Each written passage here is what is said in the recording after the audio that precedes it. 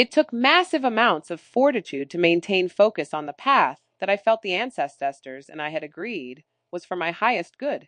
I had been shown the confines and constraints of my self exploration, and I used that to keep myself calibrated and moving forward. I explored the edge of healing under the pedagogy of psychedelics and other less respectable medicines. I would go as far as the hurt would allow, redirecting my course long before soul sucking shame set in. Any feelings of guilt or shame meant that I had lost the vision and intention for my engagement with those substances as a modality for healing, and I was careening toward a dead end. Most of my altered nights were spent in quiet study and in research of other ways of being, with fungus being my fodder for study. It eventually led me to a certification program in psychotherapy and acceptance into a master's program in the same discipline. While overjoyed at this unfolding, taking it as validation as to the next step in my healing journey, to bear my scars to others and lend validation to their own transmutation journeys from tragedy to triumph. My acceptance to an institute on the West Coast came with some unsettling and upsetting caveats. The program was only available to active residents of the United States. The news was destabilizing. To move again was to once again kick up dust, and I was afraid of what was in store for our future trail and tale of ashes and ascension. Was the healing that I had catalyzed crystallized enough into my being that I would be able to build a foundation on top without the fear of a massive regression and backslide?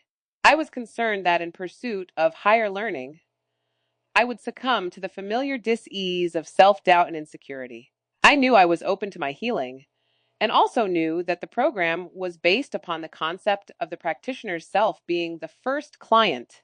But I was timid about the pedagogy of the healing of others. What worked for me was trial and error, and the liability of a possible Murphy's Law in any advice I'd have to give based on my own journey is a steep one to bear, although the ancestors were sympathetic and showed grace for my actions. They also knew my heart. The system seemed not to care about my intent. I was judged based only on my actions, past and present and projected future. Given the former being a product of that system, the field of mental health does not historically support the healing of the whole self in relation to its parts. I did not feel that I could show up as my authentic self, still raw from the wounds of my own battles. I could not have my scabs falling off in front of clients, could I? It would signify that I was still fresh from the fight, if not still in battle myself. If I were honest about what my journey had entailed and the dark roads that I had had to walk down, would they understand that necessity, or would they pathologize it and endanger the progress and nature of the work for both parent and child? These answers are still revealing themselves to me in our current location in the Pacific Northwest. I was unprepared for just how much the world had changed due to the ensuing pandemic. We had hit a point of singularity, and there was no going back. The whole planet changed timelines, and it seemed to me that things were evolving at a rapid rate. First, the pandemic forced people to choose allegiance to a location. The world went into a panic, and although travel restrictions were easing, the forced lockdown dictated that everyone find their shelter wherever and with whomever that was for you, and wait out the storm of unforeseeable magnitude. Unknowable magnitude, I would go so far as to say. It was as if a conspiracy bomb exploded and layers of deception and denial, since the dawn of civilization, started to be uncovered. As fascinated as I am by all things obscured, occult, and esoteric, my focus was on restabilization by way of finding as many slides as I could for my son and I. More than ever, we needed to stay where the fun was. The war inside me continued to wage with the acute stress of constant metamorphosis and transmutation, amplified by my choice of new home in a city in the Pacific Northwest. Like me, it too was healing nonlinearly. I believed that even the worst therapist would be good for someone, and I planned to be a good therapist. In a future utopia, simply encountering a healed person would be therapy, I believe. With the pandemic's devastation of the social order, I hoped that there were enough good people among the city's residents to make up for the lack of mental health workers available to support the cultural unrest. The lack of affordable housing being a great factor in lagging mental health, a basic need out of reach for so many, resulting in many of us being stuck in survival mode. It took a while to find our footing with the financial abuse from my ex husband, the constraints of single motherhood, and a lack of support from family, friends, living across the country from all that was familiar and being as estranged as we all were, or community members. We were navigating a new frontier, and it was a metaphysical mystery how we survived the torrid transition with the same poise and grace as all the others mere nanoseconds before stretching back ad nauseum. We gave each other the sustenance to survive, and despite the seeming slide deeper into the dark unknown, we clung to a hope to thrive in the near future. Always near.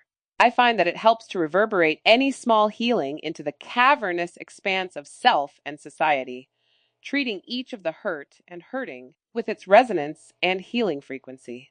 When we were fed, we made sure to donate food to the local unhoused and unfed folks in our community and on our streets. Clothes are donated to the same charity shops we frequent for our own needs, or they are put directly into the hands of those in need in our neighborhood. We treat each other with this same ethos of care, with each one of us giving a little more than they feel they get.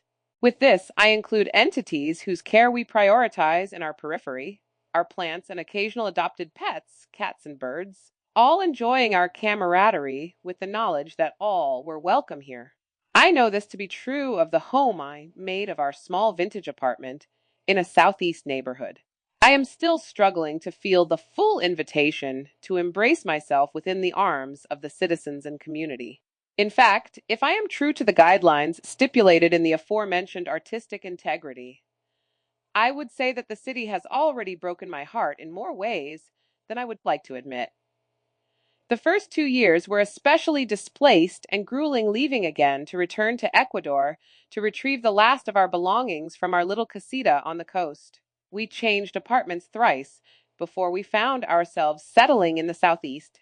We were happy to have a place to unpack, ashes and all, and placing them temporarily on a metaphorical shelf, giving ourselves a much needed rest before taking up the mantle once more.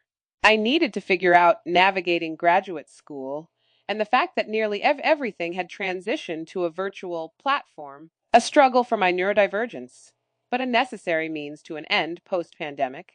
I do not schedule super well, and certainly not schedule in a way that prioritizes sitting inhumanely long periods in front of an inanimate object.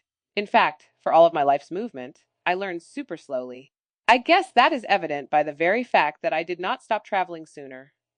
For sanity's sake, I have a few diagnoses that are resultant of a life of trauma, PTSD being one of them.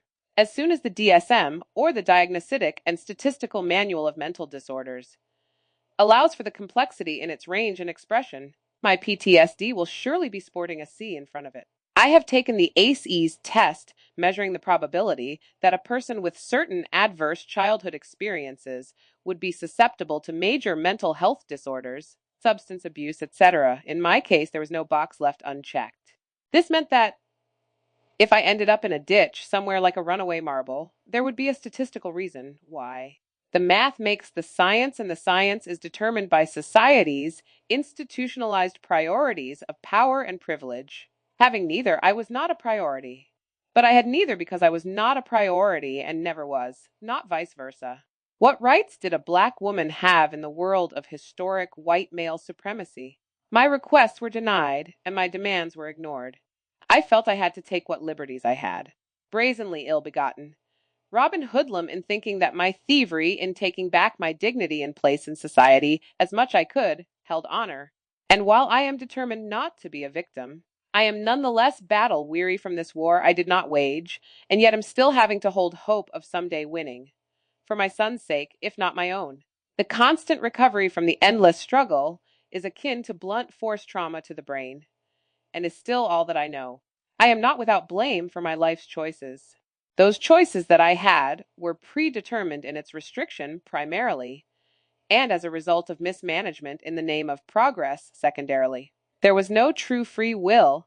It was a maze of mostly dead ends, access denied, secret handshakes, and passwords. And the fuckery being that there was is no option not to engage. The only enriching aspect of this life that I have found are the people that make it worthwhile.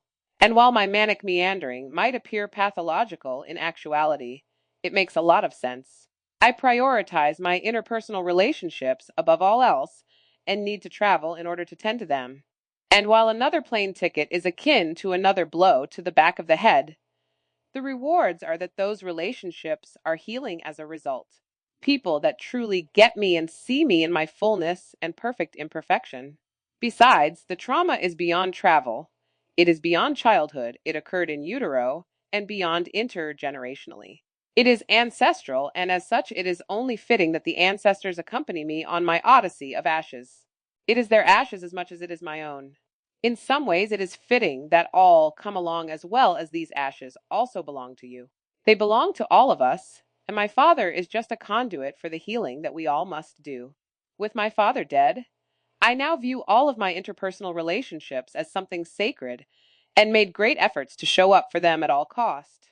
It was an opportunity to reevaluate relationships as well in terms of their value to me. Were they nourishing relationships? Were they of substance? There was only so much room in my people garden, and only so much energy I could spend on tending to it. I made a mental list of relationships, patterns, and characteristics, and whether or not they were helping or hindering my growth as an artist. That priority took precedence and afforded me the time I needed to rework aspects of self that I too needed to burn and bury along with Dad's ashes. If I was lucky, my most highly valued relationships would offer me all the things that were vying for completion, namely the scattering of Dad's ashes, and with it, this journey of grief that I had been on for over a decade. I was becoming a worn out wail of a wandering wild woman, a modern day banshee who screamed into the wind in the form of ashes. More than ever, I needed to conclude my quest and settle the storm and the ashes carried on them.